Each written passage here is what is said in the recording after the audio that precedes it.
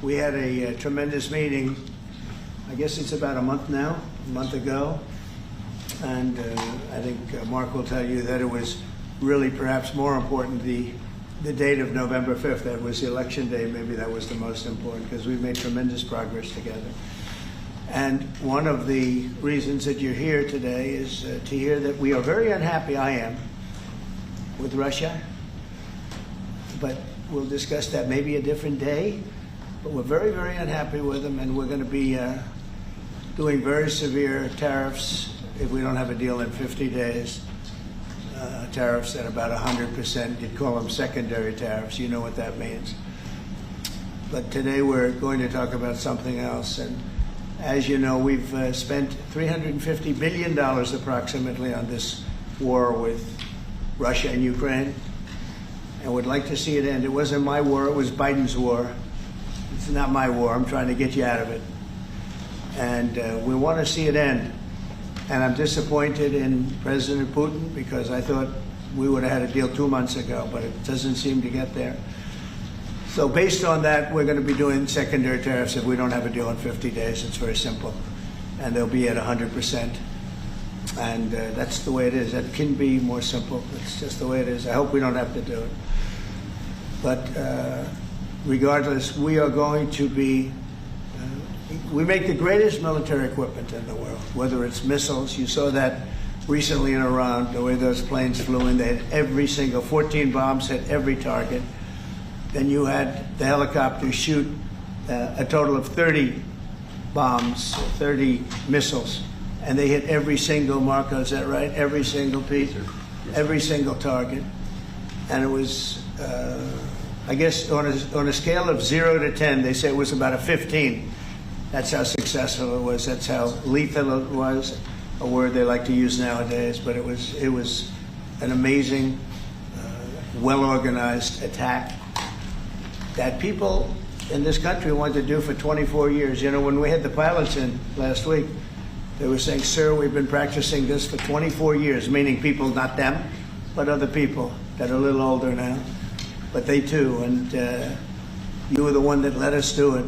But we've been practicing it 3 to 4 times a year for 22, 24 years, because they always knew they had to stop Iran from doing what they were doing, which is trying to come up with a nuclear weapon, a nuclear bomb. And we did it very successfully. And we make the best equipment, the best missiles, the best of everything. The European nations know that.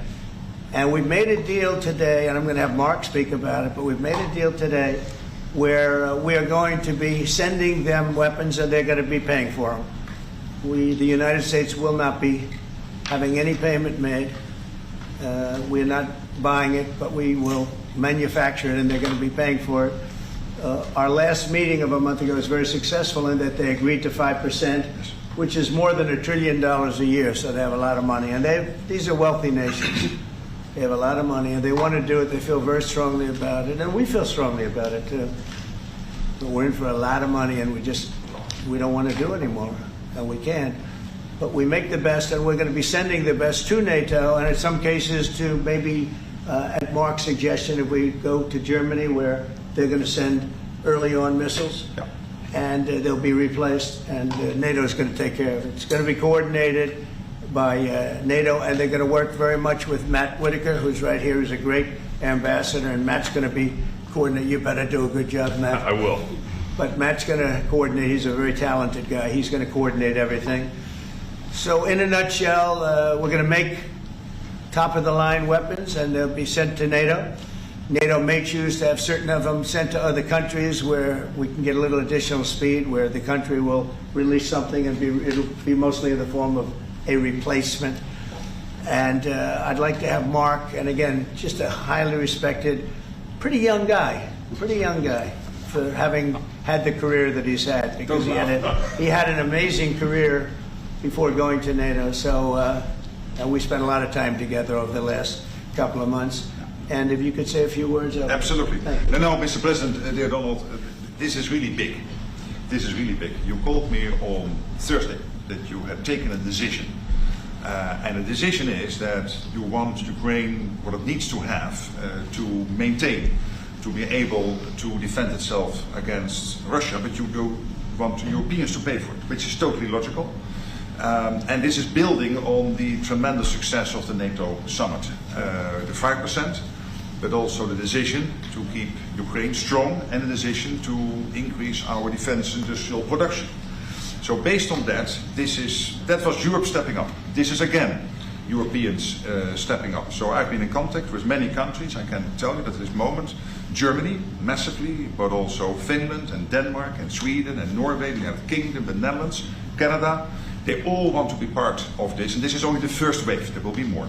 So what we will do is work through the NATO systems to make sure that we know what Ukrainians need, so that we can make packages. Of course, in a way, we discussed it this morning with Pete Hegseth at the Pentagon, in a way that, of course, the US will put on its stockpiles necessary to defend this country. That's absolutely clear. But it will mean that Ukraine can get its hands on really massive numbers of military equipment, both for air defense, but also missiles, ammunition, etc., etc.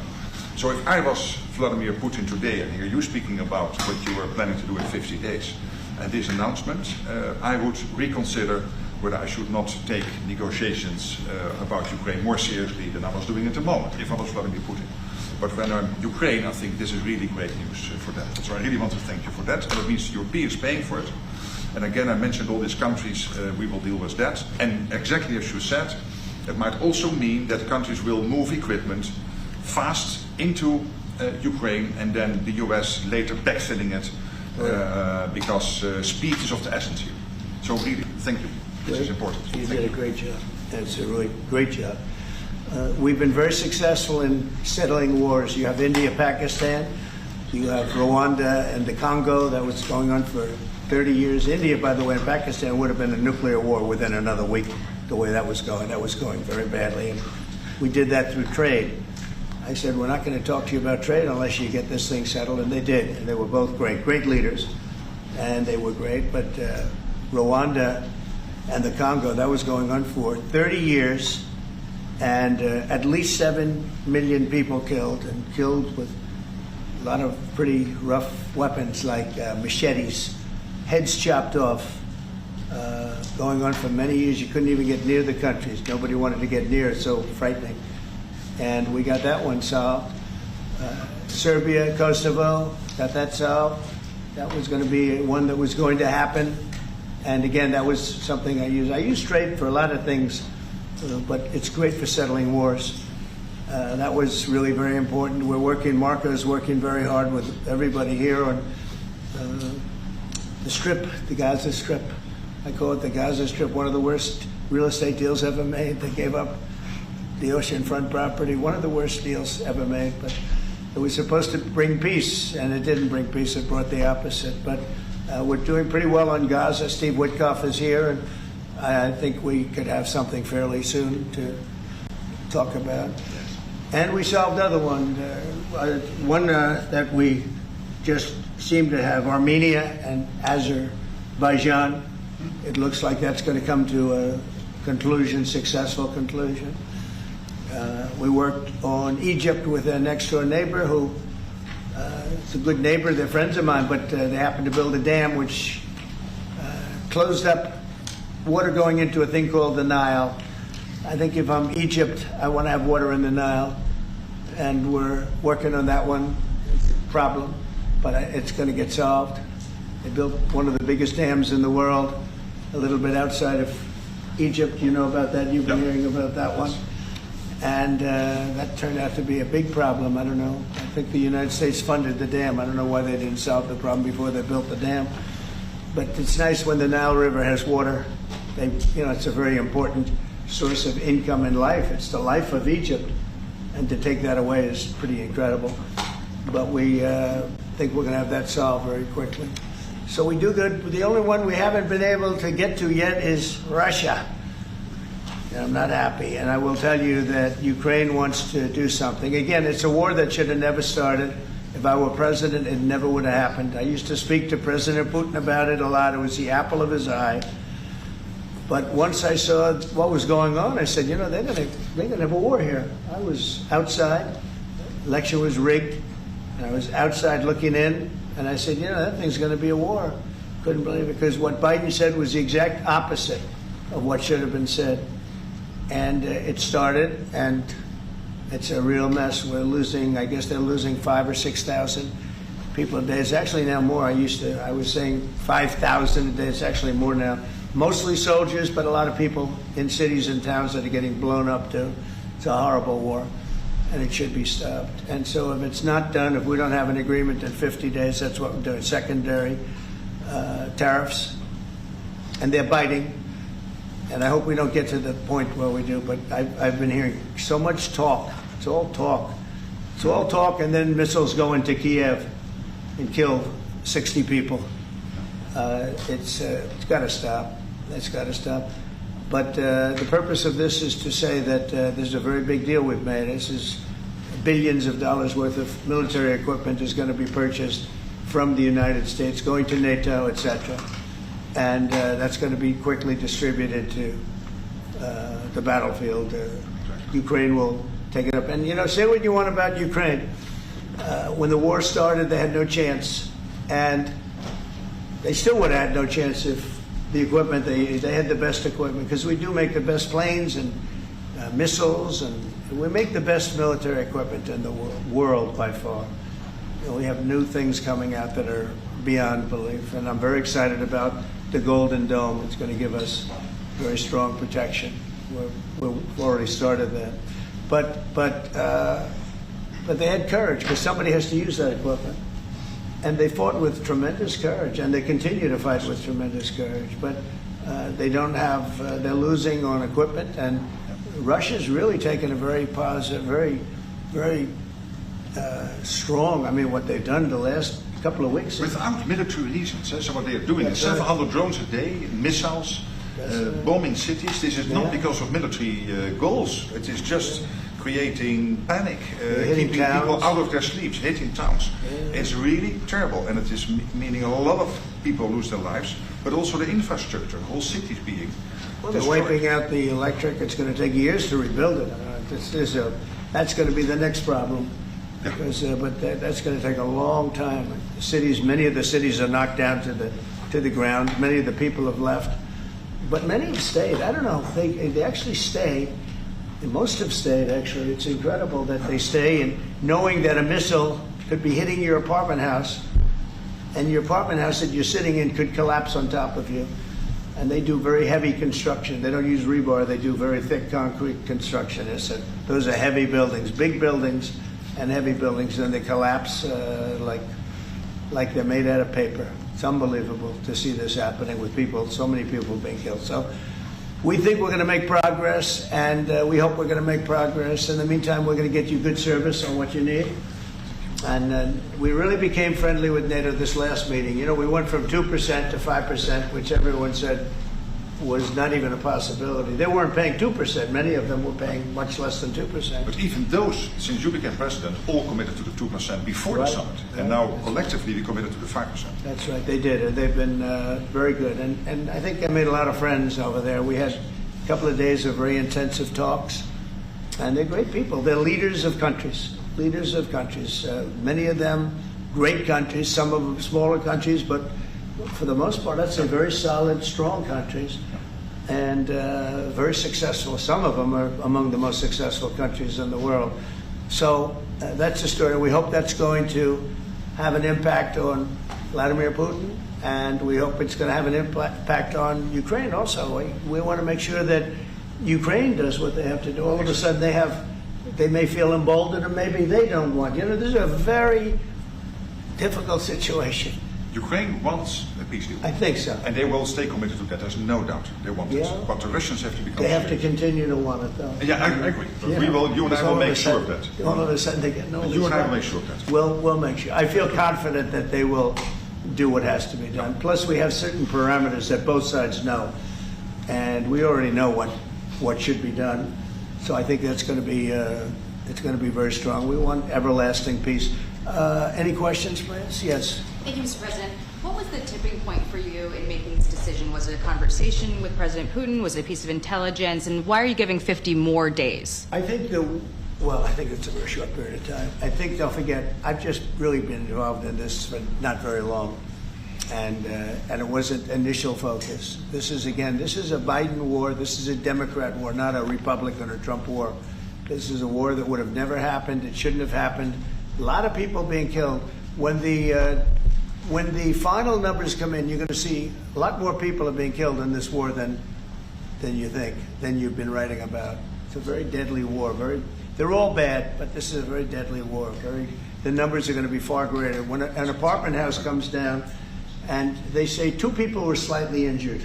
No, many people were killed, and those numbers will be at some point accurately reported. So far, they're not. It's a deadly war. I think that you're just going to see. I think you're going to see strong movement. I hope so. I hope so. And what about the secondary tariffs are very, very powerful. What about the tariffs that the Republicans in the House and the Senate have ready? Those were 500%. Sure. Why are you doing 100%? Well, the Republicans are moving very strongly in the Senate, giving us total control of it. But I'm not sure we need it, but it's certainly good that they're doing it. And Lindsey Graham's working hard. The whole John Thune, all of them, they're all working hard, and they're in coordination with Mike Johnson, Speaker in the House. And I think they've actually crafted a pretty good piece of legislation. It's probably going to pass very easily, and that includes Democrats. And there's some little tweaks, but I don't want to say I don't need it because I don't want them to waste their time. It could be very useful. We'll have to see. But we can do secondary. We're probably talking about 100% or something like that. So can you clarify We can do secondary tariffs without the Senate, without the House. But what they're crafting also could be very good. So are you suggesting then that the Congress should move forward with those sanctions, the 500%, and that your 100 would be a separate additional package? Yeah, I mean, the 500 is, sort of meaningless after a while because at a certain point it doesn't matter. It's not going to be, it's 100. 100 is going to serve the same function. But, I have it at 100%. They may have it, I don't know what they're going to end up with. They may have it at 100 too. They may have it at 500. But they're doing some good work in the House, and I think in the House and the Senate. And as you know, they're coordinated, and they can have it done quickly. They said they'll have it as quickly as I need it. So we'll see. We're talking to him. In fact, John Thune's coming over later on to talk. Did you call for it yet? Yeah, he's gonna come over. Thank you, Mr. President. Is it your view that Vladimir Putin mischaracterized his dedication What? to? Is it your view that Vladimir Putin misguided, did not clarify his intention to a peace deal? Well, and what happens now in the next phase? Is there? We're going to see. I mean, we're going to go for a period of time. Maybe he'll start negotiating. I think I felt, I don't know about you, Mark, but I felt that we had a deal about 4 times. Mm-hmm. And here we are, still talking about And he didn't send serious people to the negotiations. So I remember that you were able, with Marco Rubio and with Steve Witkoff, to get these talks going in Istanbul. Yep. I remember I was myself in Turkey for NATO business in May, and we really put pressure on the Ukrainians to send a senior team into Istanbul, and they did. But then the Russians came up with this historian explaining history of Russia since 1250. We thought, and I thought, we should have had a deal done a long time ago. But it just keeps going on and on and on. And every night people are dying. A lot of people, a lot of Russian soldiers are dying, by the way. And a lot of Ukrainian soldiers too. But a lot of Russian soldiers are dying. 100,000 Russian soldiers since 1st of January. Since January. 100,000 Russian soldiers dead since January. So if anybody in Moscow is listening to this, again, 100,000 dead Russians since January. This is what President Putin is doing at the moment. Yeah, please. Will these be Patriot missiles specifically, or Patriot batteries that you're planning? And Everything. when do you everything? It's Patriots. It's all of them. It's a full complement with the batteries. And when do you expect them to arrive in Ukraine, sir? Well, we're going to have some come very soon, within days actually. Because a couple of the countries that have Patriots are going to swap over, and will replace the Patriots with the ones they have. And Matt will coordinate with NATO. But so it's going to be, they're going to start arriving very soon. And this afternoon, Boris Pistorius, the German defense minister, is visiting Pete Hegseth, the Secretary of Defense, and we'll discuss also, I think, on this whole Patriot thing. Norway is involved, so that's on the Patriots, but this whole deal is also about missiles or ammunition, so it's broader than Patriots. We have one country that has 17 Patriots getting ready to be shipped. They're not going to need them for them. So we're going to work a deal where the 17 will go, or a big portion of the 17 will go to the war side. Mr. That can be done very quickly. Mr. President. Mr. President, Yeah, please. could this transaction with NATO be viewed as a step towards achieving peace, letting Putin know that now Zelensky has a little bit more powerful tools in his tool chest, and maybe that brings him to the table to achieve peace? So I know that you wanted to do that. Brian, that's what we've been saying. I think you might have expressed it better if you wanted to. I'm just That's trying to exactly what That's a summary. That was a nice summary. I think he's done better than us. He's a very good guy, I can tell you that. But no, it's well said. Yeah, I think this is a chance at getting peace. Or it's just going to be the same thing. I have to tell you, Europe has a lot of spirit for this war.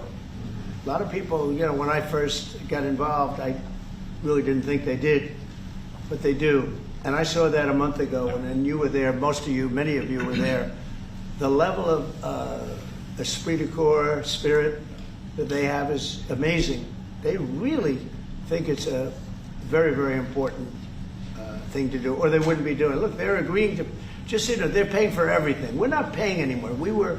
We have an ocean separating us. I said, we have a problem. We make the best stuff, but we can't keep doing this. And Biden should have done this years ago.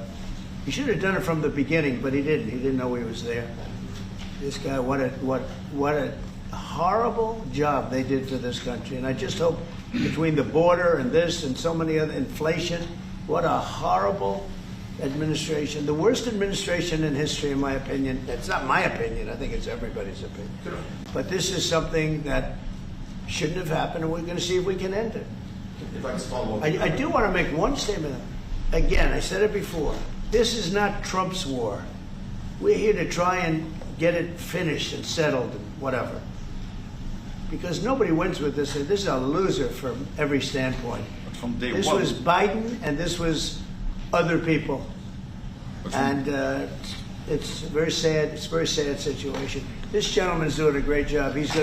I think he's going to get it, and Matt and everybody else that's working on it. I think he'll get this thing over with. Hopefully. Mr. President, you've praised European countries today as standing up for Ukraine, as being strong. Will you allow them to continue to negotiate tariffs lower than 30% before August 1st, or is the deal set at this point? What does that mean? You mean you're talking about the tariffs? On trade, on tariffs. You're back on tariffs. You're on a more friendly tariff, right? A little bit more friendly tariff. Perhaps. No, we're going to be talking to people. We have, I watched the show this morning. They were talking about, well, when's he going to make the deal? The deals are already made. The letters are the deals. The deals are made. There are no deals to make. They would like to do a different kind of a deal, and we're always open to talk. We are open to talk, including to Europe.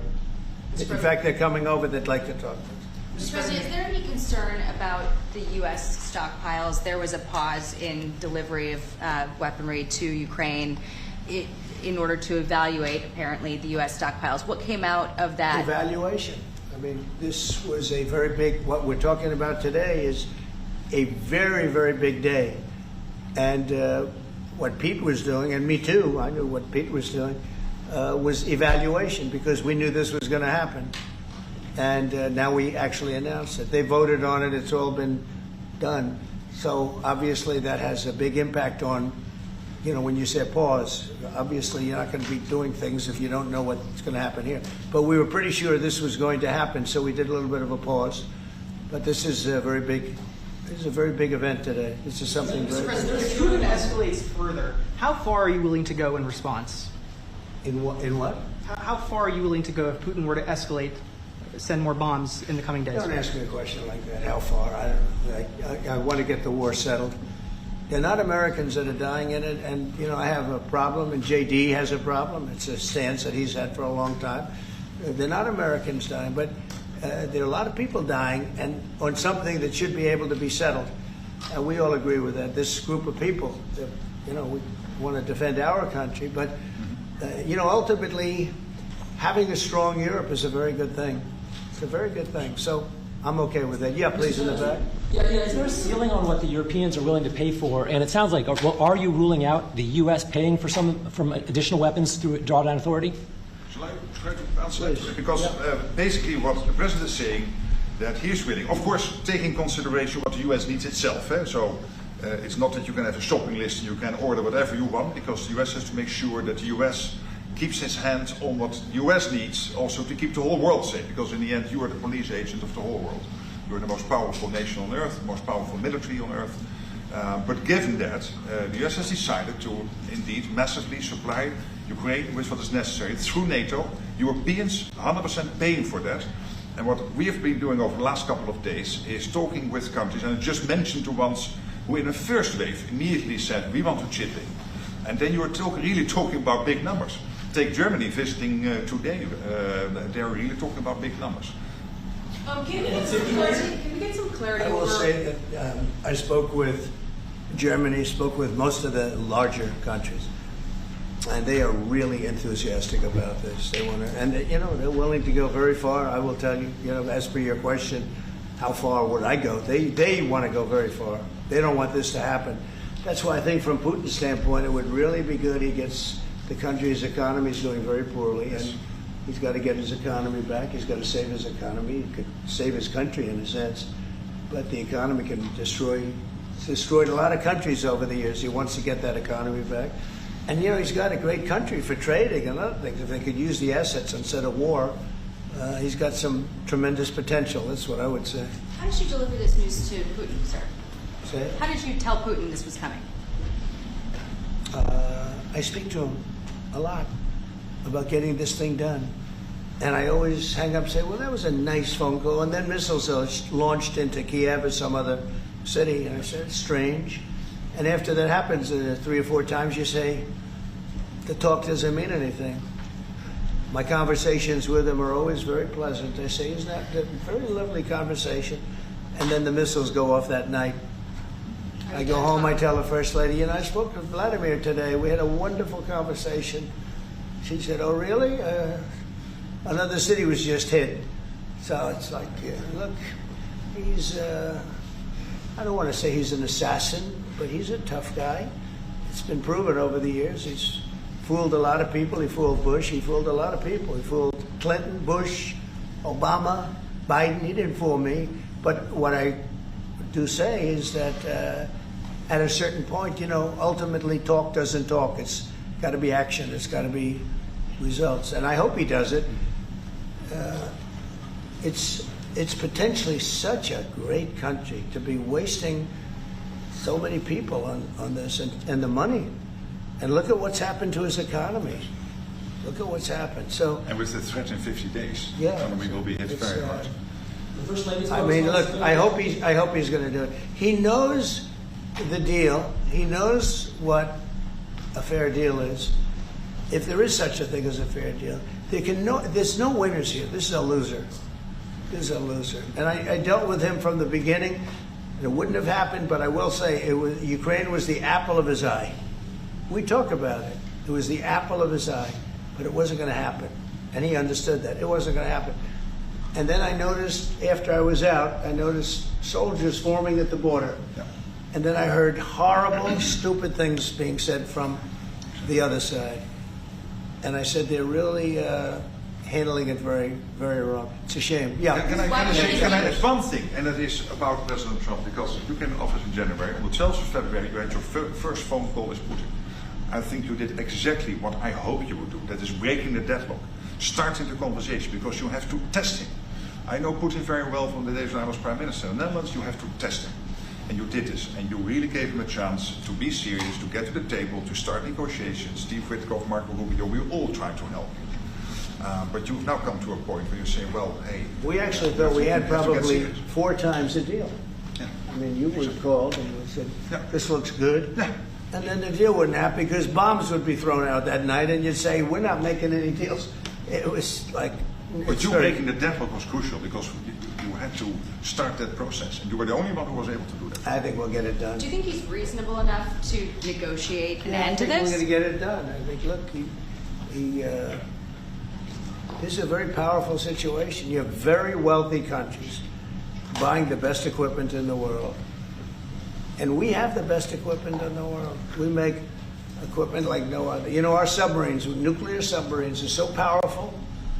They're the most powerful weapon ever built. And we have the best in the world they're 20 years behind, 25 years behind us. We have the greatest equipment anywhere in the world. I just hope we don't have to use it. Yeah, please. Thank you, Mr. President. On a separate topic here, President Biden, of all people, spoke to the New York Times over the weekend. He did not speak to them on the record during his time in office at all, but he spoke to them recently. And he defended his use of the auto pen and said that he signed off on every decision. But at the same time, the Times reports that he did not individually approve each name for the categorical pardons that applied to large numbers of people. What are your take on that? Any new revelations from that? Well, I mean, you're talking about the auto pen. Look, the auto pen, I think, is maybe one of the biggest scandals that we've had in 50 to 100 years. This is a tremendous scandal. And I know the people on the other side of the, see that desk, that Resolute desk? Unfortunately, he used it before me. But, you know, we have our choice of 7 desks. They're all beautiful. But I chose the Resolute, and so did he, unfortunately. But the people on the other side of the Resolute desk, I know them. Lisa, the whole group, and they're no good. They're sick people. And I guarantee you he knew nothing about what he was signing. I guarantee it. So they're going to figure it out, and we'll see what happens. But to me, the auto pen, you know, you elected president. You know what the auto pen is supposed to do? Sign thousands of letters from young people that write. We get thousands of letters a week, Susie, right? Thousands. I mean, tens of thousands sometimes. I look at a room, there's a room where we have many, many people working, responding and sending letters back. That's what an auto pen's supposed to be. To write to a young 7-year-old boy that writes to the president, and he wants to be president someday, and he loves America. That's what the auto pen's supposed to be. It's not supposed to be for signing major legislation and all the things. No, the auto pen, and I doubt he knew. I doubt they even spoke to him about it. I think they had, it's called a freewheeling auto pen. Like, Biden was never for open borders. Biden was never for transgender for everyone. So I don't think I think the radical left people that took over the White House, and if I didn't win, our country was finished. You know, when I was in, and I said this a couple of times, I hope I don't bore you with it, but when I was in Saudi Arabia, I was in Qatar, I was in UAE, and then I met with all of your leaders, yes, including you, a great leader. He's now the leader of many countries, not just No. But I met with a lot of leaders over the last 2 months in the Middle East and all of the NATO countries. And I will tell you, they had one common phrase. They thought America was dead 1 year ago. And today they say, and they all say it, and I hope you'll back me up in this, but they say now it's the hottest country anywhere in the world. It is. Look at our numbers. Look at the numbers we made. You see, we made $25 billion last month. We didn't make that for years. The tariffs are kicking in. The economy is very strong. Even though we have a Fed person who's terrible, he doesn't know what the hell he's doing, but that's all right. We blow through interest rates. We're doing so well, we blow through it. It'd be nice because people would be able to buy housing a lot easier.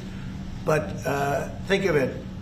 We thought your country was dead, and they were dealing with China because they were really going to China, but not anymore. But we thought your country was dead, and now you have the hottest country anywhere in the world. So we've done a really good job, and it's an honor to have this man. This man is a star, and he's going to be dealing with another one of my stars, Matt, and you're going to do a great job, Matt Whitaker. Okay? Thank you very much, everybody. Thank you.